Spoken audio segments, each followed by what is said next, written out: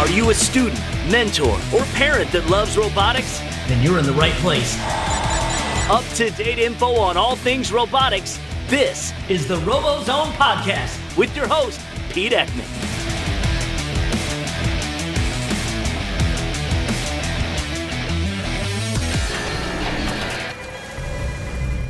The RoboZone podcast is brought to you by Kettering University. It's a Kettering-built world. Hello and welcome to the 54th episode of the RoboZone podcast. This podcast is for Tuesday, March 27th. In this episode, we catch up with some mentors from week 4. We talk about the first updates that have come out this week. Brandi is taking the week off, but before the end, we have a new team of the week. So let's get ready and let's get started and let's get up to first updates. Now it's time for the first update. Since our last episode, update number 18 of the team updates have come out. And in this, under the General tab, there is a note. It says Inspection Checklist. The inspection checklist has been edited, which adds an item reflecting R78 that the PDP CAN interface must be connected to the CAN bus on the RoboReel and moves items to improve process flow. In addition, underneath the General tab, there is Shuffleboard. Shuffleboard 1.3.0 has been released. This update contains improvements to CPU and memory usage for graphs and recording, adds a preloader to show loading progress, and adds some additional controls for camera streams.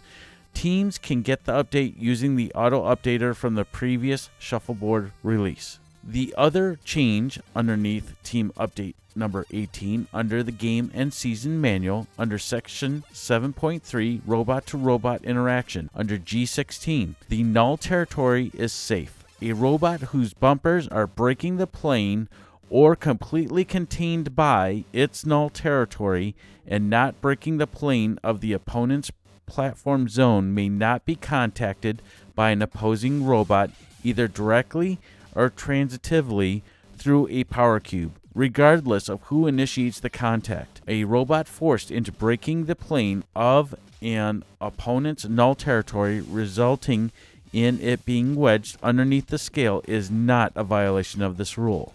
The violation is a tech foul. Under G18, don't mess with opponents in their platform zone.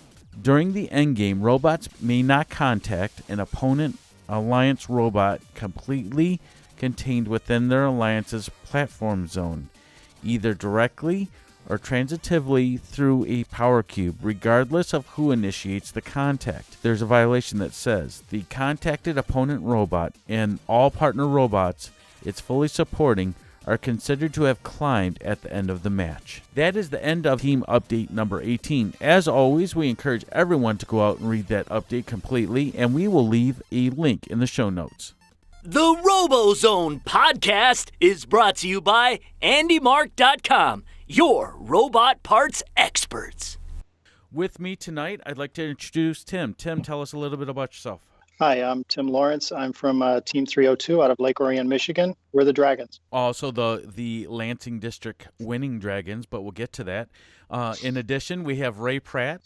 My name is Ray Pratt, and I am co-head mentor of Team 6635, the Jackson Falcon Works, out of Jackson Preparatory and Early College. Wow, that is a mouthful. I thought my team I practiced. Name was long. We love to practice.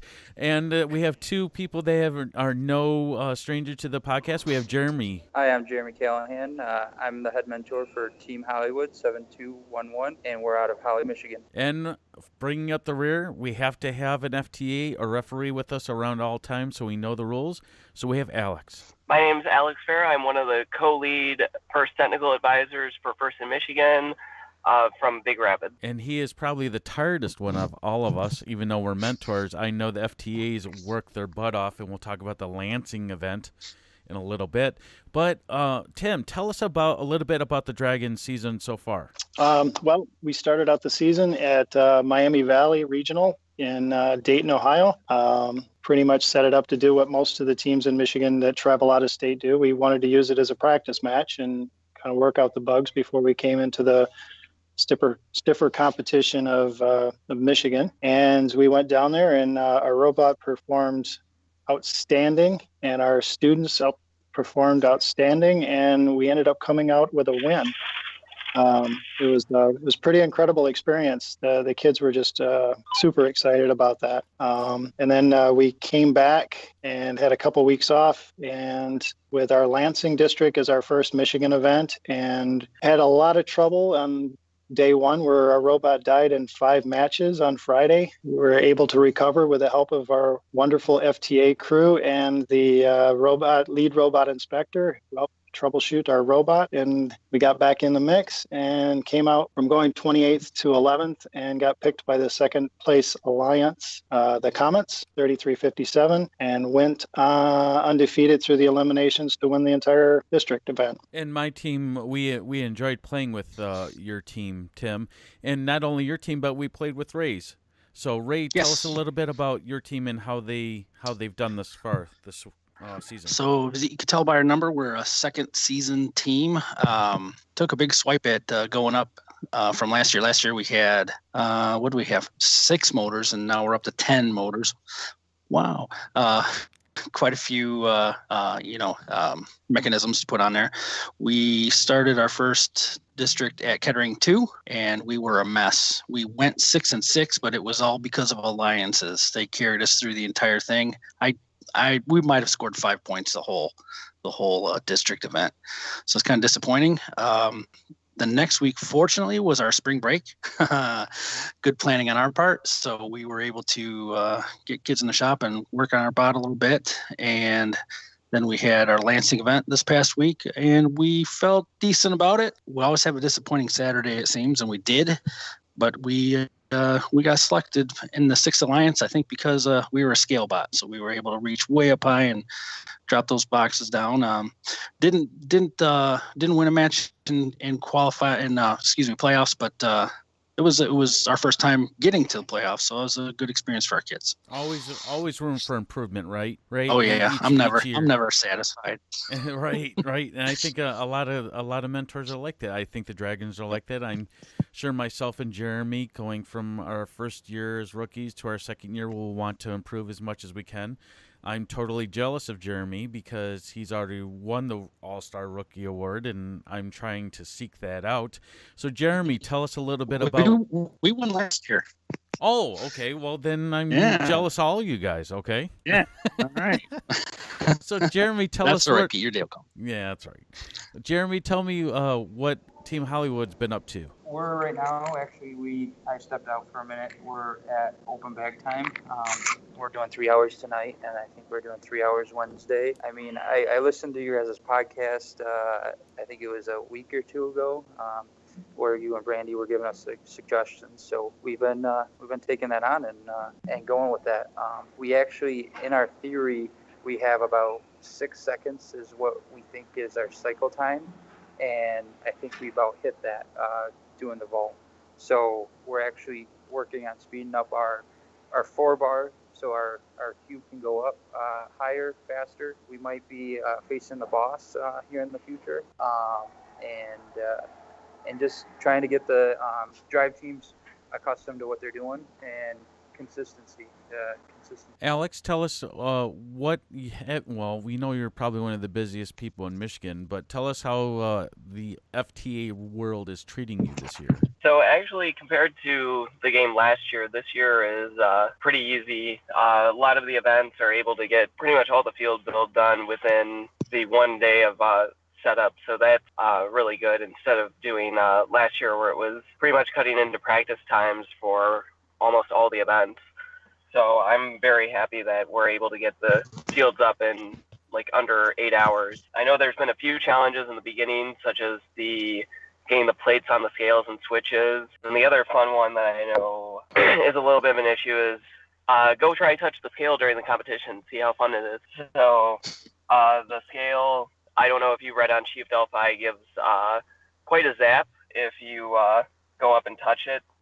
So there's been a few ESD issues with that, and that's one of the reasons why the lights changed from being on the scale plates to under the outriggers. But besides that, I think it's a really cool game to watch and a really easy field to manage and set up. Alex, it's funny that you say that about the high voltage of the field because I got a how do you do from it when I lifted my bot off that bar on Saturday. Electric. We'll just put it that way. Taking notes. Yeah. So, Tim, the first question I have for you guys, and thank you guys for updating us on all your activities individually and your teams. Tim, tell me what you learned from the first event that you guys did to the second event and getting prepped for your third event. So the big thing I think we learned is how important the scale was. I know there was a lot of initially on Chief Delphi, there was a lot of talk about what was really the most important aspects of the game, but we found out very quickly that the scale is really the key, and we also found out how essential a good auton is, and especially on the scale. So we were fortunate that we have an auton that can go from both sides regardless of our position. And we're pretty fortunate to be able to have that when we went to week one at Miami Valley, and it really proved to be a huge advantage. There was only one other robot that I think their auton was, I'll say, any better, and that was the Beak Squad, and they had a double auton, and it was phenomenal. It was smooth. It was just amazing to watch. But we found that was the most important. And then the second is being able to have an exchange bot that is very efficient and very fast. So we as we went into the eliminations, as the fourth alliance captain, we ended up declining the third alliance captain request to join their alliance. And they were an exchange bot. And we knew that we needed to have two scale bots. So we chose to pick the gems on our pick. And we were fortunate enough to, when it came back around to us, to pick up 3357 out of St. Louis, which was probably, in my opinion, the best exchange bot on the field. And somehow they slipped through the cracks and got all the way back to us. And it was a perfect storm. It just worked out really well for us. It's amazing how those little bots that can do the vault and the exchange really well, get picked. Ray, tell us about what you learned from the second. You've been through both your events, so tell us what you learned from your first event at Kettering and then going to Lansing. Was there a huge learning curve there? Yeah, I think so. We're trying to be more of a student-led team. I'm not trying to disparage anybody, but we want the kids to learn, and so what I learned is I have to check up on them and make sure that they know what they're doing. We got to Kettering and did not pass inspection until sometime Friday morning, and then our electrical was all miswired, and so we couldn't drive at all. Which, end of the day, it's my fault that I didn't teach the kids better. But we learned, and that's the important thing. And hopefully we don't make that same mistake again. We made a few changes on our bot going into the Lansing meet, and for the most part, I'm pretty happy with them. They worked out well. It's the most complex bot we've ever made. We did Mecanum drive. It wasn't just tank drive, and that seemed to work pretty well for us in Lansing. That is a night and day difference to go from a tank drive to a Mecanum drive. Mm-hmm. Yeah, and it was the kids really they responded well to it. They wanted to do a Mecanum drive like last year. Like, we got to do Mecanum next year, and so when we saw that we wanted to be kind of maneuverable, we said, all right, let's go with Mecanum, and it worked out. One thing that our team has done, and I think it's the mentor's fault again, we didn't put a lot of hard deadlines on them so we could test. We didn't test enough. And that came back to bite us a little bit because, the kids get in the mindset, if I tweak this here, I can improve it. And at some point you have to test what you have and make sure it works. And if it doesn't work, then you tweak it.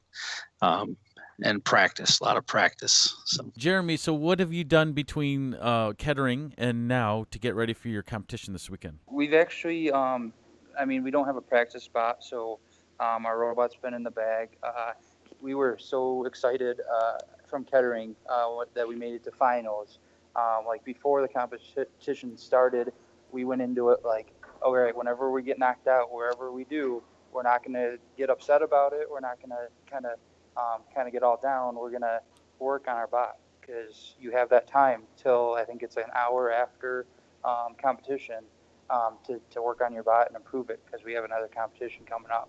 But actually we got done and we made it to the finals, and we didn't have much time left. So we didn't take anything off for 30 pounds. So we've been working on our battery cart. We chopped down our robot cart so it's smaller. Just doing the little things that we didn't really have time during the season to do. Preparing new strategies, new ideas. We noticed from watching some competitions, those cubes go quick.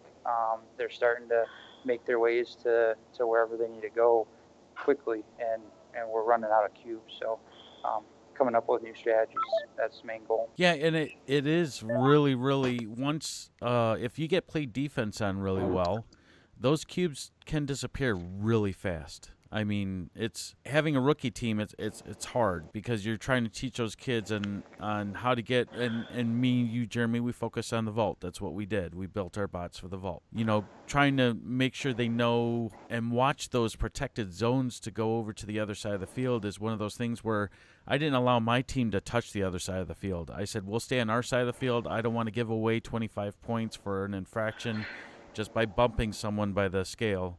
So or getting hung up on the scale because I have a higher bot. So yeah, one of those matches at Lansing, myself and 302 were playing together, and we ended up hung on to the scale, and we kind of knocked them off the scale, just to help conserve some of that stuff. I mean, once you're hung up on that scale, especially with those high bots, you can get stuck pretty quickly. So it is something that was a good teams move. have to monitor. I saw that. I was impressed with that. That was good.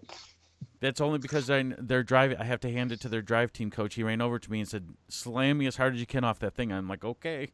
You know, I just hope they didn't tip over at that point. So, but yeah, we ended up conserving some of that, giving points away. I will say that. So, Alex, Yeah. tell us from an FTA point of view how you guys have seen the game change from week 1 to now. I mean, you guys watch more than anyone does, except for the referees. But I mean, tell us how it's changed. So honestly, with what we're concentrating on during the events, it's kind of hard for us to watch what the actual strategy is going on. Mostly what we're concentrating on is, hey, a robot's down. So going and figuring out what's happening with that. So at least compared to my very first week, we had very few bots that were concentrating on the scale. But as we got into later weeks, it seemed to have flipped where people are more concentrating on getting their scale and then going into the offense and trying to take away their opponent's scale. So there's a lot of change from week 1 that I've noticed with a flip on what people are concentrating on. And Tim, would you agree? Would you agree to that? I mean, you've been to 2 competitions, going for your 3rd. So do you agree that it started out not about the scale and now is totally about the scale? I guess I've saw an equal amount of scale robots basically trying it at both competitions. Maybe even Lansing was a little bit less than Miami Valley. There were a lot of scale bots at Miami Valley. Maybe our situation was a little bit different. There wasn't a lot of rookie teams at Miami. Right, and we had 13 at Lansing. That was a huge amount of rookie teams at an event. Exactly. So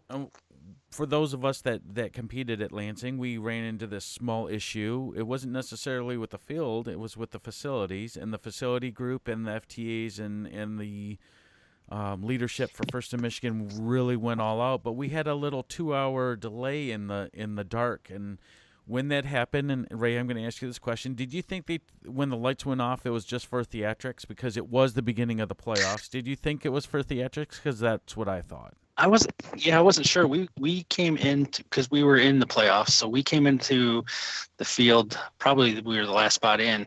And I, noticed it's dark. So actually I did. I thought, I wonder if they're like doing something special. And then I, got to our area, our staging area, and we just sat there for a while. So it was kind of cool though. I mean, for anyone that hasn't seen that video, you should go watch the quarterfinals for the Lansing district, because we ended up playing the whole quarterfinals in the dark. So it was fair. Because after the second match, the lights came on, or no, it was after the first match in the quarterfinals, the lights came on, but they decided that they wanted to be fair to all the teams that were in the quarterfinals and turned them all off because they recalibrated all their, cameras that people had used for their robots. So We played in the dark, underneath candlelight, as they say. There was a bunch of LED floodlights that they purchased, ran to the event, and turned them all on. And for anyone that had anything to do with improving that situation, thank you very much. And that was a stressful situation. It could only be a stressful situation for that group. So for the FTAs, I tell you what, field staff, I didn't hear anybody at that event complain about what happened. It wasn't Mason High School's fault that they lost power. From what I heard, is on the consumer's energy end, and but everyone was still, no one was complaining. Everyone was still in a good mood. So it was unfortunate that it happened, but I think we all made the best of it. I believe so, and we got to see the human version of Power Up, right? And I'm sure they're going to cover that on the next RoboZone episode. So for everyone that's listening to this, it'll be this following week for week 4.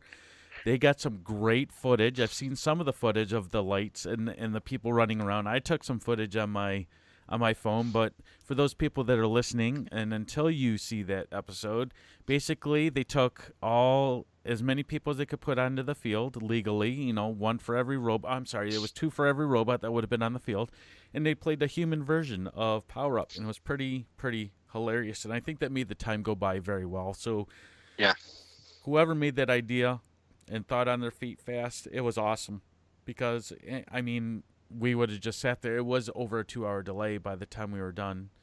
And it was hectic. We all ran, for those of us that need to get our batteries charged. We moved our batteries finally into the cafeteria so we could play with something.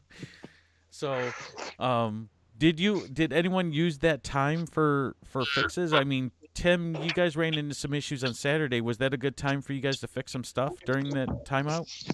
No, we actually, after being disabled essentially or dying in 5 matches on Friday, we by the end of the day, thanks to the FTA and the lead robot inspector, they found our issue. We were able to correct it quickly, and we started the day on Saturday back at full speed. So we were very thankful for the help that they gave us. It was really a lifesaver.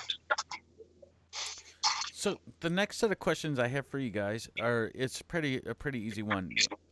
Myself and Jeremy are the 2 rookie mentors on here, and we've listened to every piece of advice, and Jeremy says he takes notes every time he listens to one of these episodes about what older mentors or more experienced mentors, can help a rookie team. So Tim, we have 2 weeks left. There's still plenty of rookie teams that want to try to qualify for states. So what is a piece of advice that you would hand or helped a rookie team from this point? Don't make changes unless you really need to make changes. We fall into this trap every year. A bunch of engineers on the team as mentors. And, goes back to the old saying, if you want to get anything done, you have to be the engine. And, we constantly want to improve the robot and want to improve the robot. And you have to really temper that. Only make changes that you need to. If you have a practice spot, practice. I can't stress that enough. That was our motto for success last year. Our team was extraordinarily able to maneuver on the field, and they were just totally in sync, and it showed when they were on the field. The other thing is to create checklists. Try to put together, whatever spare parts you need, whatever you want to do when you plan to get there. Try to put the together. You said, get ready for your inspection. Go through your pre-inspection before you even do it, so that you're ready. Those are the things that I think make a big difference. It gets you on the field faster and gets you more practice time before the event if it's available. And Ray, what can you do, or what advice can you provide a rookie team? Our rookie season, we tried to do the thing that we knew you had to do in order to be valuable, and one of those things last year was to climb the rope. That was our goal. We had to climb the rope. We didn't attempt to make a shooter. We had a passive gear intake, so we didn't have any mechanicals there. But try to do one thing well and be valuable to your alliance. I remember this is our first time that we got picked for eliminations, and I told our alliance partner that I said, "You're the captain. we're the ones that are going to listen to what you want us to do, and we're going to do what you want us to do. So being the good alliance partners that we could possibly be as a rookie team was trying to train the kids that when someone picks you, they picked you for a reason. Let them dictate what they want you to do. So thanks for that information, Ray, and we greatly appreciate that, because you were in my and Jeremy's seat just last year, so that really hits home with us. Jeremy, are you ready to go? Are you ready to play this coming weekend? Oh, definitely. We have all of our capabilities we had last week or last competition. We are hoping to have some more capabilities.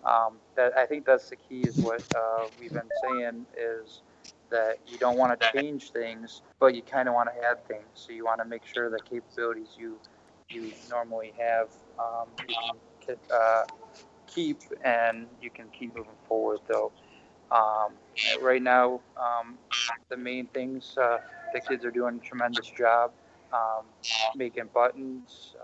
We're preparing ourselves for the Rookie All-Star for Michigan State Championship. I know right now we're trying to look for some forms on what they're going to be asking for at states. So, Alex, what can you give? Are there any piece of advice that you can give to me and Jeremy as rookie mentors going into our second events? So just adding on to what was said earlier is checklist is a good way to make sure that when you come to the matches and come to the competitions that you're prepared for the match and prepared for the competition. So just like the simple things, like, is your battery fully charged? Do you turn the robot on once you set it down? Did you select the autonomous that you're using if you're using an autonomous? Did you connect the laptop to the network? So just a simple checklist to go through just to make sure that you're setting up for the match and prepared, and aren't having the FTA hold up the fun sign to you to say, come out and turn on your robot. Yeah, that's always slightly embarrassing. It didn't happen to me, but I can understand it'd be slightly embarrassing. And Jeremy, from one rookie head mentor to another rookie head mentor, we ran into an issue where our driver station almost lost its hard drive. So if I can give you a piece of advice, make sure you have a second driver station ready to go with your code on it, just in case you crash. Because luckily ours came back, but I did not want to use the borrowed one from the FTA. Nothing against it, but it didn't have our code base on it. So I didn't want to, use something that we haven't used before. What are the lottery numbers for tomorrow, Jeremy, if you already read my mind at that point? 7211, 756, 302, 6652. Oh, we'll play those. I don't think you can. Not in the Michigan lottery can you play those, but that's a pretty good joke. We'll make sure that stays in. And Tim, thank you for pointing out about checklists. That's something that me as a prior military guy, and I was an aviation guy in the military, I always had a checklist because I was a mechanic. So the military, the bread and butter of the military is checklist to make sure everything is good. But having that mental checklist of doing everything the same time every time, just make sure you don't forget anything. We're almost done. I want to thank you guys for coming on the podcast tonight. As you sign out, please tell us your name, your position on your team, and how we can follow your team. And we're going to start with you, Tim. Oh, you're putting me on the spot. So I'm Tim Lawrence. I'm the head mentor for Team 302 out of Lake Orion, Michigan, Lake Orion High School. You can reach us at team302.org is our website. And to be honest, I don't know our Twitter feed and our Instagram post. I will find it, and I'll put it in the show notes. I appreciate that. Tim. No worries. And I know I'm putting you on the spot, but that's part of my job as the host. I like to put people in uncomfortable situations. I'll have to edit that one out, too. Oh, I'm sure my kids are going to enjoy that one. And Ray, you're up next. All right, my name's Ray Pratt. I am co-head mentor of Team 6635, the Jackson Falcon Works, out of Jackson, Michigan. And, I don't even know our website, Pete. I'm that far removed. So I am a good researcher. I will do the same. All right. How about this? Robotics at jacksonpec.org. That's how you can email us anyways. Okay. Well, we got one piece, but I'll make sure I get your social media in the show notes. All right, great. Jeremy, I know you know yours because we've talked about it about a dozen times already. So Yeah, I drawn a blank. Our team name is Team Hollywood 7211. Our website is teamhollywood7211.weebly.com. Our Twitter is @Hollywood7211. We have our YouTube channel. It's Team Hollywood FRC 7211. And we also have an Instagram. It's FRC 7211. And we look forward to seeing you all at Shepherd. And Alex, how can we follow the FTAs for First in Michigan? So I don't think we really have anything like that, but at least for me, you can follow me on my social media, which I'm sure you'll be able to put into the description, and then as well as I'm usually on Discord, the Orange Alliance Discord. So if you want to get in touch with me, you can always go there and chat with me there. Do you want to say the website for the Orange Alliance? Yes, theorangealliance.org, and then just at the very bottom is all the communication links, and then any one of those will bring you to any of the social medias to get in contact with us. Perfect. Well, thank you, gentlemen, for coming on board with me tonight. Get ready for your next competitions, and Jeremy will be rooting for you this weekend. Tim, when's your next event? We're in Livonia this weekend as well. We'll be cheering on the Dragons as well. Yep, thank you. All right, guys, thank you for stopping by, and have a great night. Wait, before you leave, I have one last thing. What's that? So the NFL, I don't know if you saw on Twitter, lost their bid for Detroit for the NFL draft due to the first championship being at Ford Field the same weekend. And that is awesome, because as much as we like football, we love First Robotics even more. So who pays attention to the draft anyways? Okay, on that note, I thought I was going to get a laugh, but on that note, we'll let you guys go. Have a great night. Thanks, Pete. Thanks, Pete. Up now is the RoboZone Rookie Rundown. Brandi Bollinger has the week off as the 2337 EngiNerdz out of Grand Blanc, Michigan are preparing for the Troy event this coming week. Next week, primary purpose for the episode is going to be an all-rookie rundown episode. That means the Roundtable, the Rookie Rundown segment, will all be combined into one massive episode. So until next week, Brandi, Clinton Bollinger, and EngiNerdz out of Grand Blanc, good luck at the Troy event this coming weekend. Up next is the RoboZone Team of the Week. For this week's Team of the Week, we have chosen Team 3655, the tractor technicians out of Mason High School in Mason, Michigan. Mason High School was the host team for the Lansing event over the past weekend, and with 13 rookie teams in attendance, the tractor technicians went out of their way to make sure all the rookie teams got the aid they needed in case they needed anything. So, with that, Team 3655, the tractor technicians out of Mason High School, congratulations for being Team of the Week. And with that ends the 54th episode of the RoboZone Podcast. Thank you for listening to the RoboZone Podcast. You can find us on SoundCloud, Google Music, and iTunes Podcasts. We look forward to seeing you next week. For all those teams competing in Week 5, get ready to power up, and we'll talk to you next week. The RoboZone Podcast is brought to you by Kettering University. It's a Kettering-built world.